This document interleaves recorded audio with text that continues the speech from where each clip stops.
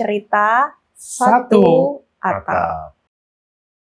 Hai, kembali lagi ke cerita satu atap.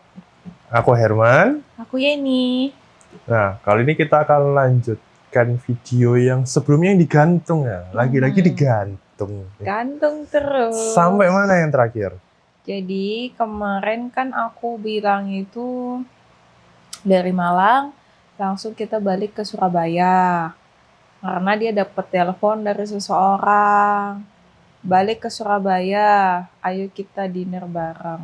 Nah dari sana tuh aku mulai bingung siapa nih yang ngajakin makan malam, kan aneh ya, tiba-tiba kok ada orang lain. Nah mulailah di sana surprise-nya begitu nyampe di Surabaya. Nah, sampai ke Surabaya tetap dia beberes dulu di hotel. Terus baru aku jemput lagi buat keluar dinner bareng. Nah, dinner barengnya sama siapa? Gantian dong. Kalau di video sebelumnya, aku diajak dinner oleh orang tuanya Yeni. Kali ini dia yang diajak dinner oleh orang tuaku. Okay. Lah, kok bisa gitu? Ya, tentu aja sih. Waktu dia mengatakan, oh tanggal sekian aku rencana mau ke Surabaya, ya aku bilang sama ibuku, kalau ini bakal mau datang nih ke sini tanggal sekian. Oh ya udah, ntar cari mungkin hari kedua ya, kan kalau hari pertama kan dia ya itu capek. Terus juga aku udah kasih tahu kalau busnya dia itu delay lama, seharusnya yang subuh sampai tapi baru sampai sore. Ya udah, nggak usah terlalu yang diforsir, ya ajak yang santai-santai aja baru hari kedua. Karena besok harinya kan sudah balik. Nah, jadi itu diajak makan bersama sama ibuku. Nah, gimana? Ketika ya, kaget juga sih. Oh, ternyata aku dibalas. Iya, tapi satu sisinya juga ada baiknya. Jadinya, oh ya berarti ada waktu nih aku buat kenal dengan keluarganya gitu kan. Aku juga pengen tahu gimana ya dengan orang tuanya, gimana dia dengan saudaranya gitu kan. Jadi aku bisa kenal lebih awal sebelum sampai nanti ke jenjang selanjutnya gitu kan. Jadi aku ambil positifnya aja, meskipun di awal agak gitu, agak kaget di awal. Terus tapi habis itu aku flashback sedikit, oh ini kayaknya cerminan aku kemarin. Jadi pas aku ketemu, ya udah nyapa biasa kayak layaknya ketemu orang tua gitu kan ya. Jadi aku nyapa, terus besok kita ya perkenalan biasa lah ya. Perkenalan kayak orang baru pertama kali ketemu. Ya syukurnya pada saat itu sih aku bukan yang sampai gugup apa gimana gitu, enggak, yang biasa aja. Cuman lebih kayak ya lebih ke gimana ya, pas aku makan mungkin agak kayak salting dikit gitu gimana, tapi habis itu ya udah gitu. Kayak bingung mesti, ini aku takut sih kalau kayak ada salah apa gimana gitu kan. Tapi ya abis itu aku mikir lagi, ya udahlah ya, aku tetap jadi diriku sendiri, mau gimana pun do the best gitulah intinya pada saat itu. Ya aku cuma melakukan segimana baiknya kalau ketemu yang lebih muda dengan yang lebih tua gitu. Udah abis itu ya tetap ngobrol biasa, ngemakan santai sambil bincang-bincang. Terus habis itu udah mulai agak ya jam 8-an gitu udah mikir sambil jalan-jalan di mall gitu. Jadi habis makan kita lanjut jalan bareng. Ya biar ada waktu lebih kan ya. Buat ngobrol gitu. Jadi pada saat itu ya mungkin triknya pada saat itu sih, kalau misalnya ngobrol, karena kan pada saat itu lebih kayak antara, kebetulan kan dengan ibunya, jadi aku jangan ibu, jadi kayak aku ngobrol sama ibuku gitu. Jadi aku lebih ngasih tipsnya ke teman-teman mungkin yang dari cewek, jangan pernah menjadikan diri orang lain, tetap jadi diri sendiri, perlakukanlah calon ibumu ini kayak layaknya ibu kandungmu sendiri gitu. Jadi supaya jangan sampai kamu pakai topeng lagi gitu. Jadi pas waktu saat perkenalan di awal, calon ibu pacar lah ya atau apa gitu. Calon mertua. Mertua banget ya langsung. Nah kan, calon ibu mertua. Ya gitulah ya. Jadinya kayak lebih tahu, oh kayak gini loh kalau misalnya nanti dia bakal jadi mantuku gitu misalnya. Apakah bisa menerima juga nggak gitu. Meskipun kita yang bakal hidup berduanya kan sama anaknya ya, tapi setidaknya restu dari ibunya kan juga penting. Tapi jangan lupa, hidup menikah itu nggak cuma dengan satu individu, tetapi satu keluarga dengan satu keluarga lagi. Bener, memang dengan keluarga. Tapi maksudku untuk yang memang bakal 24/7-nya kan bakal dengan anaknya. Tapi otomatis di mana-mana restu ibu itu pasti paling penting kan gitu. Jadi aku mikir pada saat itu ya udah aku tetap jadi diriku sendiri, nggak jadi orang lain, berusaha tetap melakukan yang terbaik dengan versiku sendiri gitu. Dan waktu diajak makan sambil diajak jalan, aku sih santai aja. Karena ya ada satu sisi, aku yakin dia bisa nge-handle kok. Menghandle dalam artian, dia bisa menghandle dirinya sendiri, nggak panik, nggak salting, dan dia juga bisa men-treat, bagaimana menghadapi orang tua itu seperti ini, tanpa pakai topeng. Ya, karena kalau ketika dia diajak makan, sebelum-sebelumnya dia pakai topeng, ya tentu aja aku pasti ada khawatir. Ya. Tapi justru itu momen yang ya aku tahu juga dan seneng sih lebih tepatnya karena setelah ini ada nggak lampu hijau atau lampu merah nih dari orang tuaku untuk dia. Jadi maksudnya apa? Supaya kita waktu itu nggak habis lama. Kalau memang dari kita berdua oke, tapi dari kedua orang tua masing-masing, orang tua dia atau orang tuaku ada yang enggak, ya udah kita selesaikan di awal. Daripada nanti udah apa-apa sayang-sayangan lah ya, udah jalan lama ternyata makin susah kalau buat pisahnya gitu kan. Salah satu dari orang tua tidak kasih lampu hijau. Wah, itu susah sih. Berat sih. Ya kayak gitulah. Karena kembali lagi ke personalnya kan ya. Karena setiap orang itu mungkin ada punya kayak frekuensinya masing-masing buat cocok apa enggak sama orang ini gitu. Dan itu kesempatan juga aku memang kasih ke ibuku untuk ngelihat nih loh, kalau bakal calon mantu itu seperti ini. Dan aku juga mau ngelihat dia men-treat ya, atau maksudnya apa ya, menghadapi ibuku tuh seperti apa. Jadi dari sana aku bisa menilai kedua hal. Dari sisi ibuku melihat dia bagaimana, lalu dari sisi dia menghadapi ibuku sendiri juga seperti apa. Ya syukur pada saat itu sih berjalan mulus dan maksudnya ngobrolnya juga aku dengan ibunya nyambung. Terus ibunya juga ke aku baik gitu kan. Jadi istilahnya aku merasa dapat ada sosok ibu yang hangat gitu loh yang aku rasain pada saat itu. Jadi aku ngerasa nyaman juga satu sisi kan, jadi ya merasa tenang gitu loh. Jadi pas aku pada saat itu sih pas waktu ngobrol-ngobrol di awal. Itu pada saat itu akhirnya karena udah larut juga, balik lagi ke hotel buat istirahat. Nah, tapi ada yang tidak biasa sih. kalau pada umumnya ngajak ngedit ya, dan ini aku juga udah kasih tahu dia sih dari jauh-jauh hari sebelum dia datang ke Surabaya. Makanya aku nggak ekspektasi kalau dia bawa koper yang gede. Apa tuh? Nah, aku udah ajak, yuk pas hari terakhir sebelum kamu pulang, sebelum check out, jogging.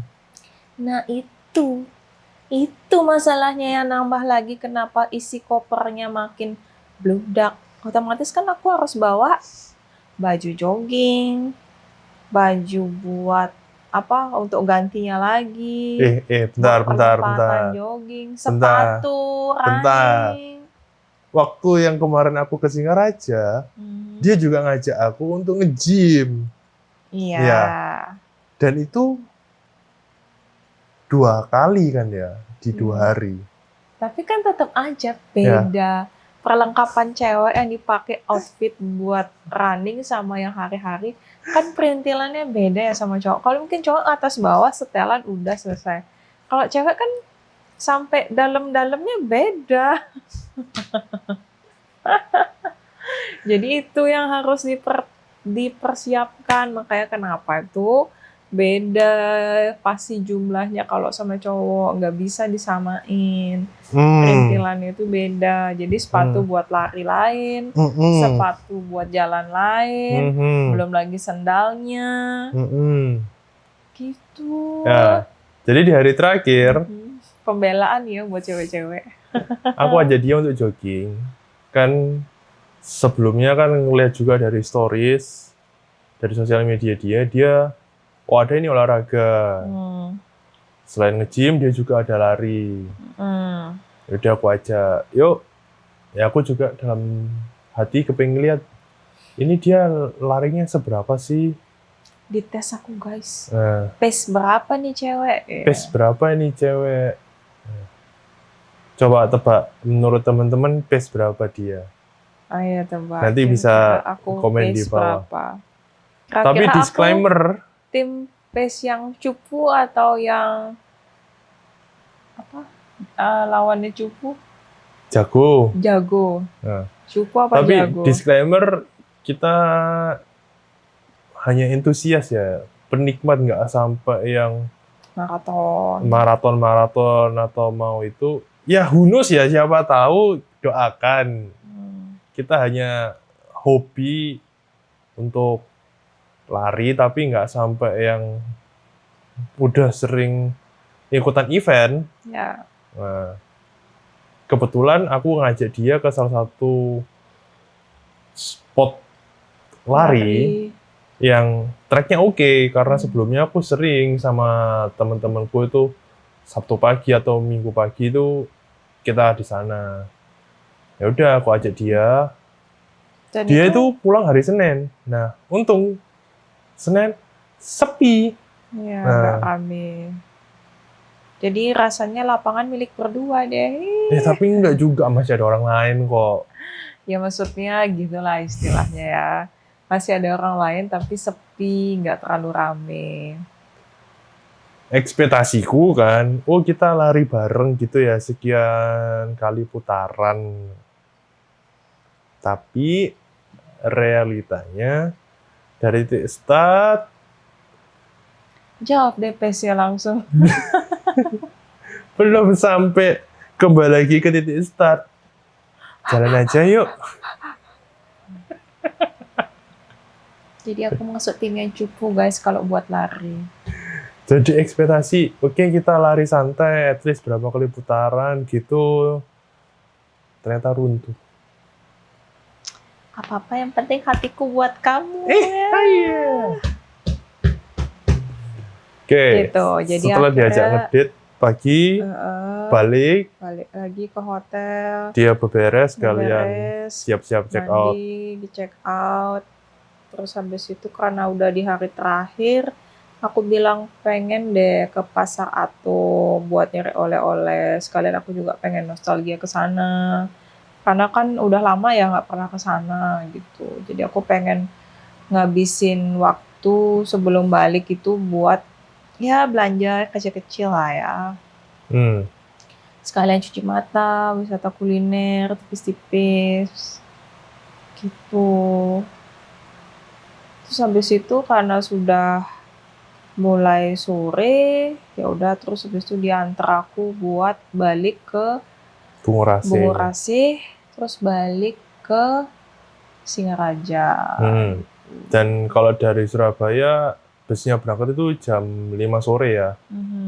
Terus waktu pulang ada drama lagi nggak kayak waktu datang kemarin di penyeberangan? Syukurnya enggak, pas perjalanan balik sih aman, lancar, nggak ada lagi yang drama-drama macet sampai panjang gitu. Nyampe juga on time, subuh udah nyampe di Singaraja lagi gitu. Ya mungkin capeknya pas waktu berangkatnya aja ya, karena yang macetnya panjang dan aku sampai delay berapa jam lah itu. Jadi buat delay aku, enggak lah. Kalau delay kan transportasinya belum sampai ke tempat. Bukan delay yang belum nyampe ya. Lebih kayak di perjalanannya karena ada insiden. Jadinya ya itu. Buat berjam-jam di jalan. Oke. Cukup sekali aja. Sudah sampai besok paginya. Terus gimana nih? Lanjut nggak? Tapi kayaknya jawabannya teman-teman pasti udah tahu sih ya. Ya harusnya sih udah tahu ya, karena kita udah sampai di tahap ini. Jadi ya sampai itu udah perasaanku pas akhirnya waktu balik pun juga udah ada sedikit kelegaan. Jadi pas waktu yang kita teleponan waktu dia di Surabaya, aku di Singaraja, dan begitu aku datang ke Surabaya, ya sesuai dengan cerita-ceritanya gitu kan. Jadi nggak ada yang dibuat-buat, nggak ada drama. Jadi aku mikir, ya emang kayak gitu ternyata realitanya. Terus dia di Surabaya. Kamu ada cerita ke orang tuamu nggak? Gimana nih? Ya cerita garis-garis besarnya aja. Selebihnya sih dari sisi orang tuaku ngembaliin lagi ke aku. Apakah akunya bisa nggak, nyaman nggak, suka nggak, kayak gitu. Ada perasaan lebih nggak, apa segala macem. Gitu. Lebih kayak ngebebasin ke aku sih, bukan kayak harus dikekang ini itu gitu, enggak. Sempet nggak kamu ditanyain, siap nggak kalau kamu tinggal di Surabaya, kalau semisal jadi? Itu ada sempat keluar potensi seperti itu nggak? Sempat ada ditanya, dan pada saat itu sih aku mikirnya nggak yang terlalu gimana-gimana ya, karena kan aku udah pernah tinggal di Surabaya. Jadi kayak udah ada pengalaman sebelumnya, bukan hal yang pertama kali. Jadinya ya masih oke gitu loh menurutku. Tapi aku malahan baru kepikiran lebih agak, aduh gimana ya nanti di sana, lebih aduh-aduhnya tuh setelah mendekati merit malahan. Loh, udah kesepil deh, ya kan udah di awal. Gitu. Jadi pas aku mikirnya kalau nanti pacaran pas segala macam sampai jadi LDR, lebih ke sana waktu itu aku mikir ya. Jadi kayaknya nggak apa-apa sih, masih aman gitu kan. Surabaya Singaraja deket. Aku cuma mikir sejauh itu, selebihnya yaudahlah gimana nanti jalanin aja. Kalau misalnya emang udah cocok, klop, pasti aja ada jalannya gitu. Setelah pertemuan kedua, ya kan tadi dia ada singgung-singgung dikit yang tentang LDR. Aku ada langsung tanya ke dia lewat chat sih, setelah dia sampai. Kan berarti umpan lambungnya dapat semua kan ya. Terus aku jelas menanyakan, langsung straight to the point sih. Kamu open, aman nggak untuk LDR? Nah, aku langsung strict tanya ke dia. Dalam artian, di situ bukan langsung nembak ya. Ya, udah kasih kisi-kisi ya, dia, bukan guys. Langsung nembak ya. Tetapi menanyakan apakah dia bisa nggak untuk LDR. Kalau ternyata umpan lambung kita sudah sama-sama oke, tapi dia nggak LDR ya ngapain juga. Menurutku itu pertanyaan krusial sebelum aku nanti menyiapkan senjata. Ya. Ya.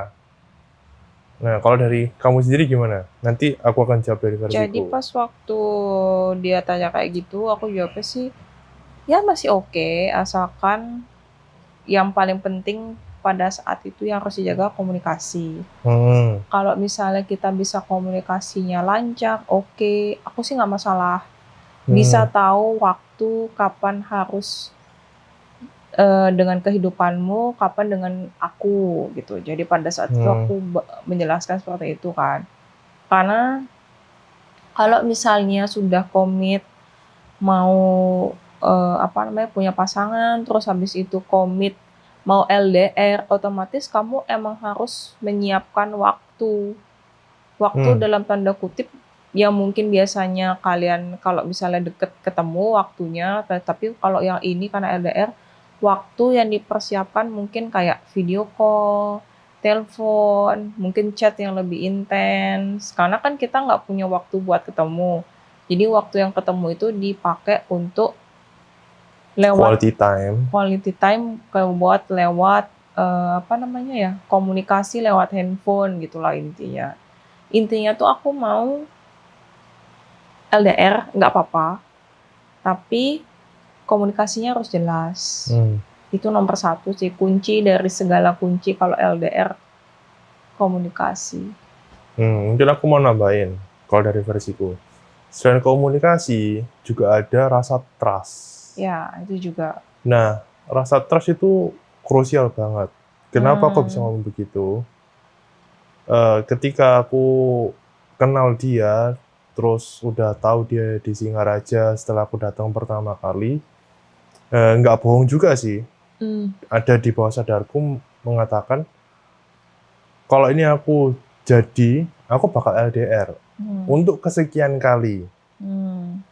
Tapi seperti tadi dia bilang, Singaraja Surabaya juga nggak terlalu jauh banget.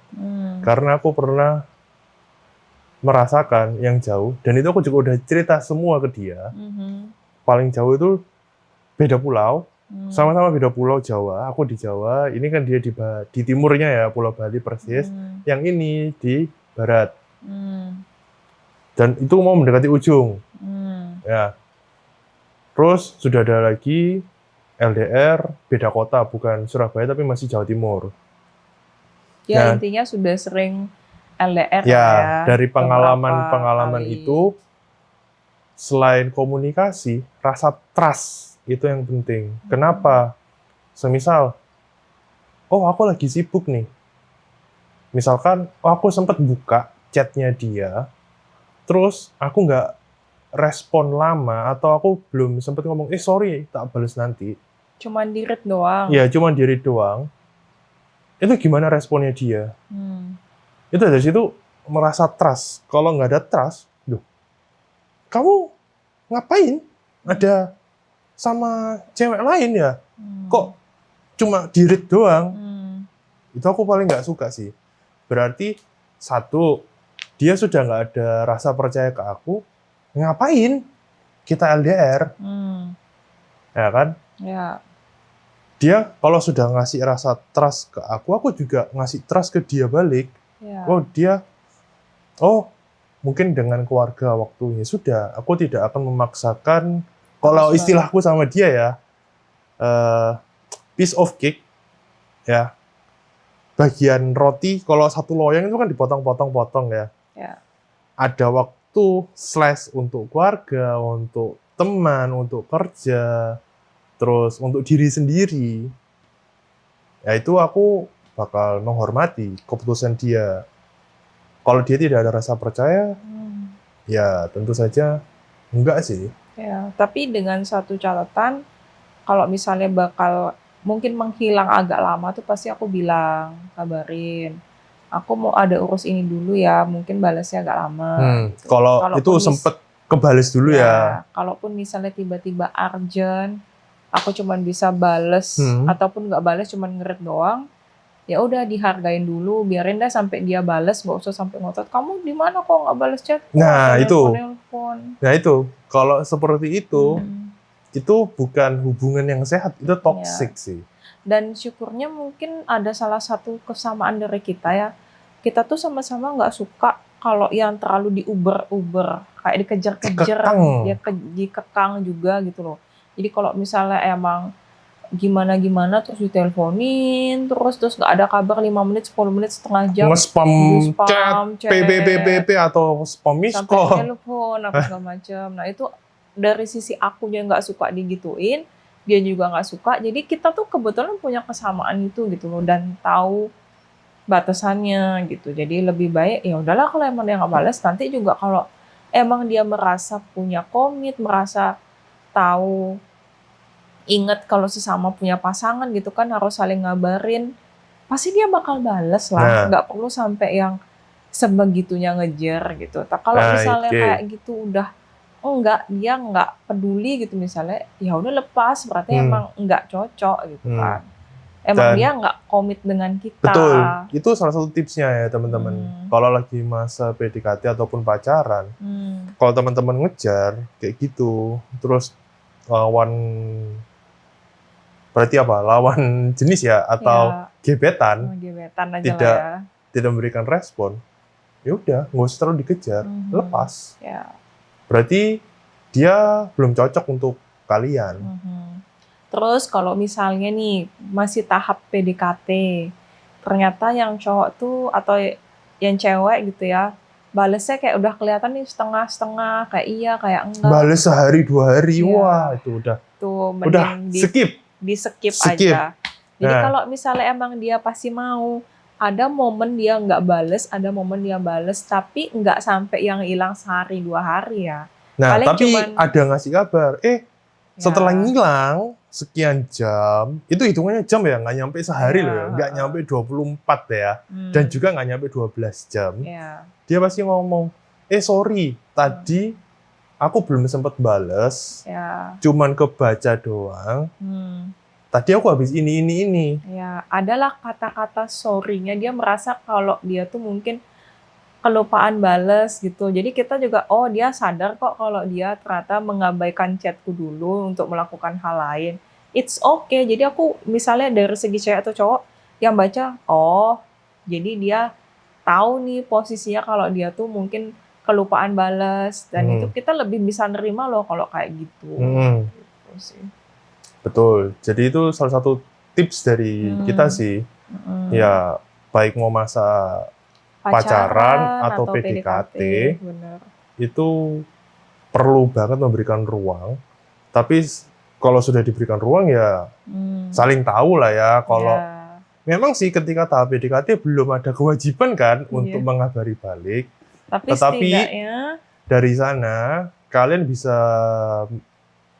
membuat habit atau menimbulkan sebuah kebiasaan yang baik supaya pacarannya sehat, dan nanti akan kebawa juga sampai ke pernikahan. sampai sekarang, sampai udah nikah. Ya itu tadi, faktor pertama komunikasi, kedua trust, Itu dan penting yang ketiga saling menghargai. Ya, itu saling juga penting banget ya. Jadi saling menghormati, saling menghargai itu penting banget. Jadi kalau menghargai misalnya salah satunya menghargai waktunya kayak tadi, menghargai dianya sebagai pasangan kita, itu penting banget. Misalnya kayak menghargai pasangan, jangan sampai lah misalnya kita lagi berantem atau lagi ada cekcok gitu dikit, semuanya langsung diumbar ke orang lain, entah mau ke temen, ke sahabat, atau bahkan sampai ke saudara, ke orang tua gitu. Sebaiknya ya mungkin dikurang-kurangin lah ngomongin buruk-buruknya calon pasangan kita atau suami kita nanti. Oke. Terlalu dibuka. Bentar. Terlalu jauh. Kayaknya ini intens ya, cukup menarik dan panas. Kita pause dulu. Oke. Kita akan sambung di next video. Oke. Bagi teman-teman yang masih penasaran bisa komen. Kita akan tutup dulu ya video kali ini. Tetap dalam cerita satu atap. See you. Bye.